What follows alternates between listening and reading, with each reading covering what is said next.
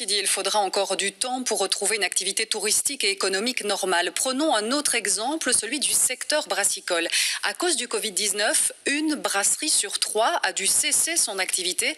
Les autres ont essayé de tenir le coup en se réinventant. Benjamin Verporten est allé à la rencontre de plusieurs brasseurs. Christelle, Nicolas et Rémi partagent une même passion. Ils brassent tous une bière artisanale. Tous trois ont été touchés par la crise du Covid-19, mais à des degrés divers. Nous sommes allés à leur rencontre. Nous commençons chez Christelle et son mari. C'est ici à Mannheim, au nord de la province de Luxembourg, qu'ils ont installé leur microbrasserie. Chaque année, 40 000 litres de bière sont produits ici. Oui, celle-là, Viana, elle a une semaine de garde. Merci. Mais avec la crise, plus une goutte n'est sortie de ces cuves durant plus d'un mois. On est resté 5 à 6 semaines, je pense, sans produire, pour plusieurs raisons. D'une part, parce que le stock restait conséquent, puisque moins de ventes, donc plus de stock sur place. Et puis, moins de liquidité, donc pas possibilité d'acheter des matières premières. Face à cela, cette brasserie a dû se réinventer. Elle s'est lancée dans la production de pain.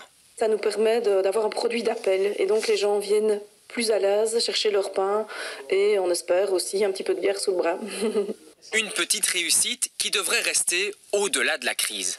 Quelques kilomètres plus loin, à Lierneux, nous rencontrons Mélissa et Nicolas qui terminent leur brassin. Ses frères et sœurs aussi ont été touchés par la crise, mais eux n'ont pas dû arrêter complètement leur production. On a produit environ, on n'a pas vraiment fait les calculs, mais entre 25 et 30% de moins.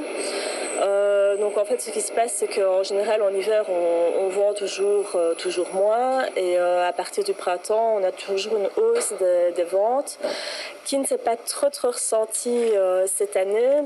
Heureusement, la brasserie a pu compter sur sa clientèle locale. Elle a continué à s'approvisionner durant la crise dans les quelques commerces de la région. On a vraiment moins vendu au niveau des marchés. Des fois, on s'est vraiment rattrapé donc, sur tout ce qui est de vente locale au niveau des supermarchés et des plateformes de distribution de produits locaux. De quoi renforcer leur désir de vendre à l'échelle locale et d'être plus proche de leurs clients. Nous terminons notre balade à Arzé dans une brasserie bucolique dont l'ouverture a été retardée à cause du virus. On n'a pas reçu le matériel en temps et en heure et on devait commencer la production au mois d'avril.